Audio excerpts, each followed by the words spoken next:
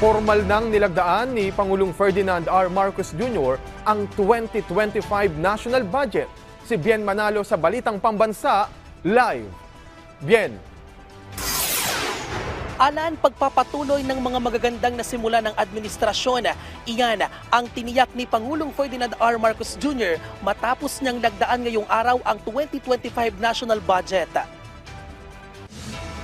Mula sa orihinal na 6.353 trillion pesos na proposal budget, natapyasan ito ng 26 na bilyong piso na naging 6.326 trillion pesos mula sa isinumiting National Expenditure Program o NEP ng administrasyon.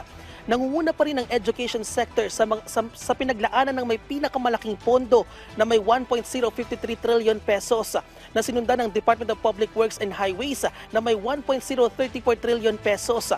Prioridad din sa 2025 national budget ang health sector, DSWD, DILG, Department of Agriculture, DOTR, Judiciary, DOLE at Department of Justice. Sa kanyang talumpati, kinumpirma ni Pangulong Marcos Jr. na tinapyasan niya ang pondo matapos ibeto ang 194 billion pesos na halaga ng line items na hindi naaayon sa agenda ng administrasyon sa susunod na taon.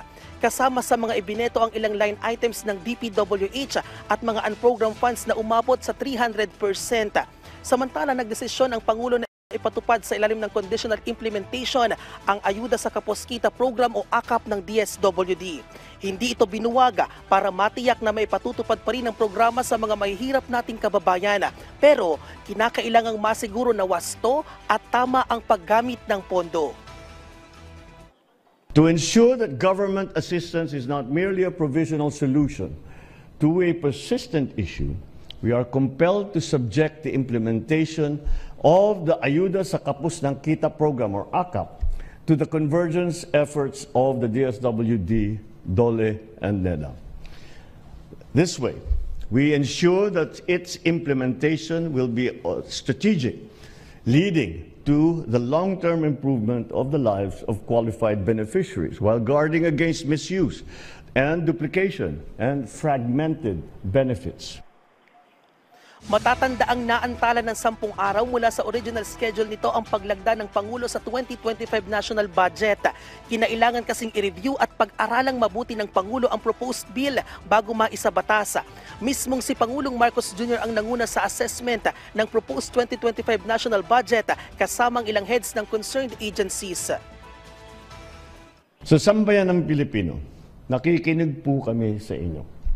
Salamat po sa inyong pagkilatis sa ating national budget at sa pagpuna sa kaibahan ng isinumite ng Kongreso sa President's proposed budget. Nakakaasa naman po kayo sa budget na ito.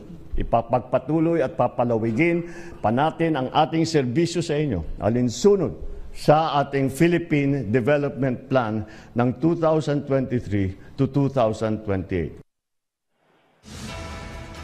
Alan, tutuon naman ang 2025 national budget sa 8-point socio-economic agenda ng Pangulo na layuning maibangon ang Pilipinas mula sa epekto ng paghagupit ng pandemya, patuloy na pagpapalakas ng ekonomiya at paglikha ng mas maraming trabaho at oportunidad para sa ating mga kababayan.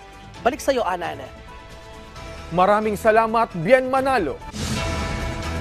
Samantala, sinisimulan na ng mga rice retailer na ibaba ang presyo ng kanilang bigas. Ayon yan sa Department of Agriculture. Ito'y bunsod ng matagumpay na implementasyon ng Rice for All program na handog ng kadiwa ng Pangulo sa buong Metro Manila. Layo ng programa na matiyak ang mas mabilis na pamahagi ng abot-kayang bigas sa halagang 40 pesos kada kilo. Ayon sa pamahalaan at ilang mga stakeholders, nagkaroon ng malaking tapyas ang Rice for All program sa presyo ng bigas. Dahil dito, nagsimula na ang mga market retailer na ibaba ang presyo ng kanilang bigas para makasabay sa bentahan ng mga kadiwa store.